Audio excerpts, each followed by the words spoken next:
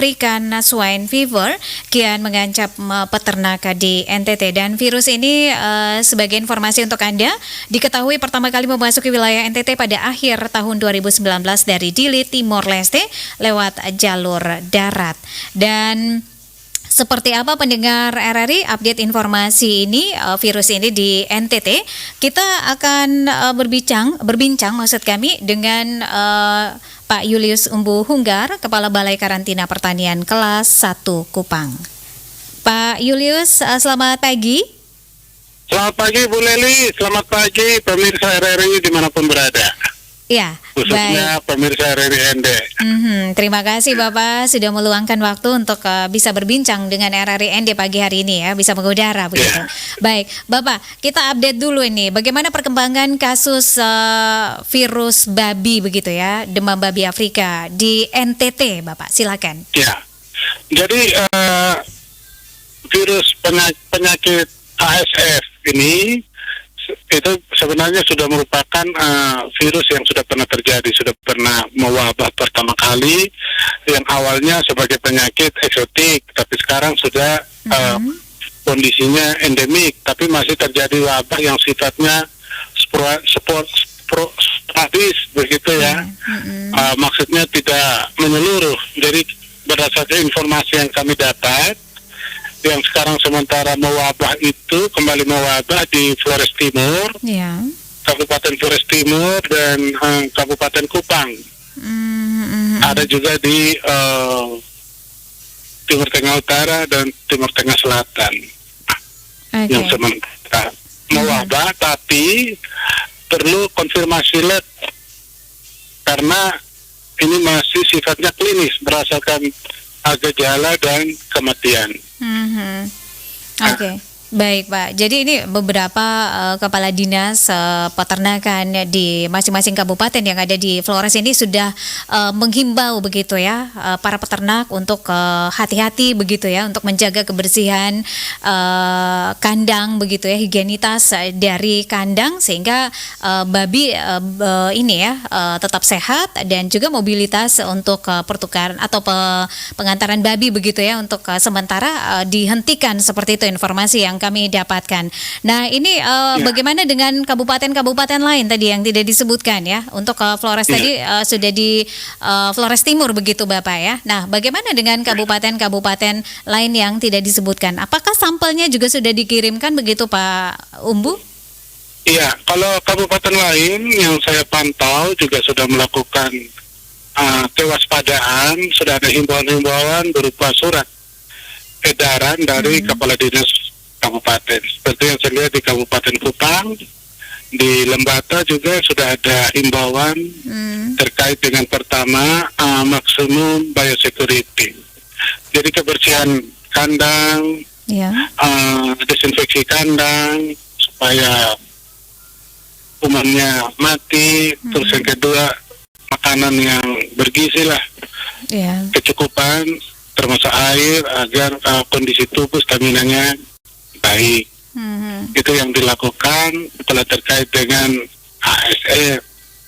Terus dari karantina juga saya sudah himbau juga pintu-pintu masuk keluar supaya diperketat pengawasannya. Jadi uji yang akan dilalu lintaskan itu kita lakukan tes laboratorium ASF, memastikan baru dibolehkan kirim. Untuk sementara Pak Dokter ini berapa banyak sampel yang sudah dikirimkan, dan itu dari kabupaten mana saja kah yang ada di NTT? Kalau yang informasi yang saya dapat, kalau untuk Kabupaten Kupang itu dari tim dari BBV Balai Besar Veteriner dan Pasar, ini sementara menuju ke Kupang untuk mengambil sampel. Jadi dari balai itu laboratorium dari Denpasar itu yang datang mengambil. Terus informasi yang saya dapat di Larantuka juga sudah dikirim. Nah, tapi jumlahnya yang kami belum tahu. Sampel yang dikirim dari Flores Timur begitu ya, untuk yang ada di Flores begitu. Ke BBV Denpasar. Nah, ini bisa berapa lama ini bisa dapatkan hasil dari sampel tersebut yang sudah dikirim, Pak? Iya, yang kalau dari NTT kita kalau kirim ke Denpasar yang membutuhkan waktu yang agak lama itu terkait dengan transportasinya. Kalau pengujiannya kan sebenarnya tidak lama. Oh iya. Transportasi saja. Apalagi di Flores Timur kan harus pakai ATR ke Kupang, habis itu Kupang baru ke Denpasar. Iya. Nah, Pak Umbu, ini sambil menunggu sampel hasilnya seperti apa. Nah, ini yang perlu diwaspadai tadi sudah disampaikan ya, apa yang perlu dijaga begitu ya. Nah, ini bagaimana masyarakat bisa tahu ciri-ciri dari babi yang kena ASF ini, Pak Umbu, biar masyarakat juga bisa lebih waspada begitu ya, ketika sudah ada ciri-ciri seperti ini, mereka harus bagaimana begitu? ya memang kalau ini ASF itu mirip dengan Focolera, hampir tidak ada bedanya. Cuma kalau ASF itu kematiannya mencapai 100%. Kalau Focolera maksimum rata-rata pengalaman yang saya lihat dan literasi itu maksimum 60%, berarti masih ada yang hidup kalau kolera biasanya. Nah, kalau itu dari tingkat kematian itu sudah menandakan bahwa itu ASF, kalau kematian 100% itu dalam satu kandang gitu ya. Terus yang kedua, ciri-ciri yang spesifik seperti bintik-bintik merah pada kulit, ya.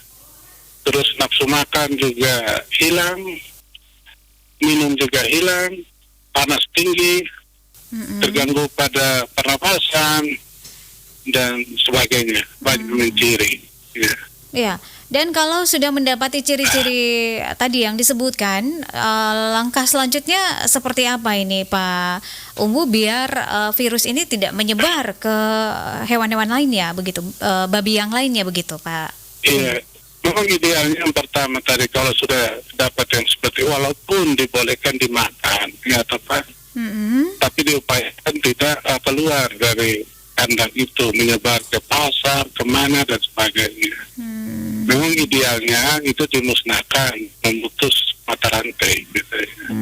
Itu harus yang dilakukan pertama. Terus yang kedua ya penting laporkan ke dinas peternakan untuk mengambil sikap seperti apa terkait dengan ASF.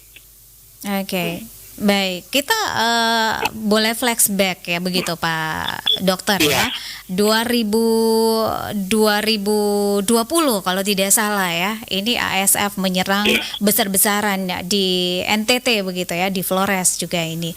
Dan banyak babi yang mati begitu, dan masyarakat tentu saja ini merasa kerugian yang sangat besar dirasa begitu Pak Dokter ya.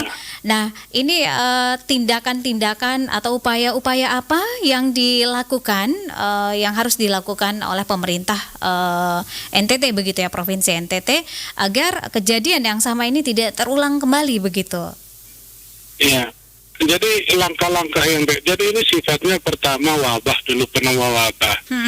Tapi setelah itu reda, endemik, jadi masyarakat itu kan mulai bergairah lagi, peternak, populasinya juga sudah mulai meningkat. Jadi tapi kejadiannya mungkin berbeda dengan tahun 2020. Kalau saat ini ada wabah, tapi sifatnya sporadis, tidak seganas tahun 2020. Karena yang saya dengar katanya mati sekitar 10-20. Kalau dulu kan ribuan matinya. Terus yang kedua, sebenarnya sudah ada antiserumnya itu sebenarnya. Oh ya, sudah ada antiserum. Jadi kalau ada sakit ya hubungi dinas peternakan setempat, karena kita ada bantuan juga dari Kementerian Pertanian itu terkait dengan antiserum. Jadi itu sifatnya mengobati yang sakit sebenarnya. Oh iya. Nah, walaupun belum ada vaksin. Gitu. Nanti ya masyarakat tadi yang saya katakan, selain upaya-upaya tadi yang terkait sanitasi dan sebagainya, itu juga hubungi dinas peternakan lapor supaya mendapatkan antiserum itu. secepatnya diambil sikap gitu. Berarti peternak-peternak ini harus aktif begitu ya, berkoordinasi Aktif, dengan melapor, dinas terkait. berkoordinasi dengan dinas. Mhm. Dari dinas peternakan pun kalau stoknya menipis atau bisa minta bantuan lagi. Karena itu kan kita sudah produksi dalam negeri kok, itu anti serumnya. Mhm. Anti serum ini Anti untuk semua serum jenis serum penyakit. yang disuntikan, ya. Untuk untuk ini apa? ASF. Oh, untuk ASF begitu. Ya. Ini sekali dipakai begitu, sekali disuntikan begitu Pak Umbu ya? Iya. Iya. Iya. Mhm. Lalu langkah lainnya seperti apa Pak Umbu yang sudah disiapkan oleh teman-teman di provinsi dan juga di daerah-daerah begitu, saling berkoordinasi begitu Pak Umbu ya? Iya. Jadi memang yang kita harapkan adalah saling bertukar informasi dari karantina ke dinas peternakan atau sebaliknya yang terkait dengan wabah. Wabah yang masih tanda petik wabahnya ini. Karena belum definitif, belum pasti apakah itu ASF atau kolera. Masih menunggu hasil pemeriksaan begitu ya? Hasil lab. Dan kalau kolera ya dikoordinasikan untuk dilakukan vaksinasi massal dengan cakupan minimum 50%. Karena kolera kan sudah ada vaksinnya. Oh iya. Terus yang terkait dengan ASF itu dikoordinasikan daerah dengan pusat, Kementerian Pertanian untuk pengadaan tadi serum untuk disuntikan pada babi yang sakit gitu. Atau yang bergejala. Baik. Atau yang berpotensi sakit gitu ya. Baik Pak Dokter, ini himbauannya, pesannya apa untuk masyarakat NTT teristimewa untuk pendengar RRI ND? Silakan Pak. Ya, jadi himbauan saya pertama tadi agar diterapkan sistem biosecurity yang maksimum. Maksudnya yang pertama kalau masih sehat, belum terkena, ya itu dibatasi lalu lintas yang ke areal peternakan itu dalam di kandang babi yang di belakang rumah itu diupayakan tidak ada orang yang berkunjung ke peternakan atau mendekati babi karena manusia itu sendiri memiliki potensi untuk menyebarkan penyakit. Itu yang pertama. Terus yang kedua, dinas peternakan atau kita juga mandiri bisa menyiapkan desinfektan untuk kita semprotkan di kandang, memperhatikan kebersihan kandang dan babinya itu untuk memutus mata rantai virus secara eksternal. Terus makanan yang bergizi, yang mencukupi lah dengan minum untuk menambah daya tahan tubuh dia gitu loh babi. Terus yang terakhir, ya tadi lapor ke dinas peternakan untuk memintakan serum untuk itu sifatnya pengobatan pada babi. Kalau diagnosa nanti kolera, kalau kolera itu memang sekitar bulan November, Desember, Januari, Februari itu dia mewabah. Terutama di bulan Januari itu karena kelembabannya yang tinggi musim hujan gitu. Iya. Itu memang penyakit tahunan gitu. Penyakit tahunan. Jadi kalau seandainya kolera ya dihimbau untuk segera melapor ke dinas untuk divaksinasi. Ataupun bisa memvaksinasi mandiri karena sekarang di obat hewan kan banyak juga dipersiapkan vaksin kolera gitu. Oke. Baik, Pak Dokter, terima kasih untuk waktunya bersama RRI. Selamat pagi, salam sehat, selamat melanjutkan aktivitasnya Pak Dokter. Iya, terima kasih Bu Lili. Sampai ketemu pemirsa RRI dimanapun berada. Pagi ini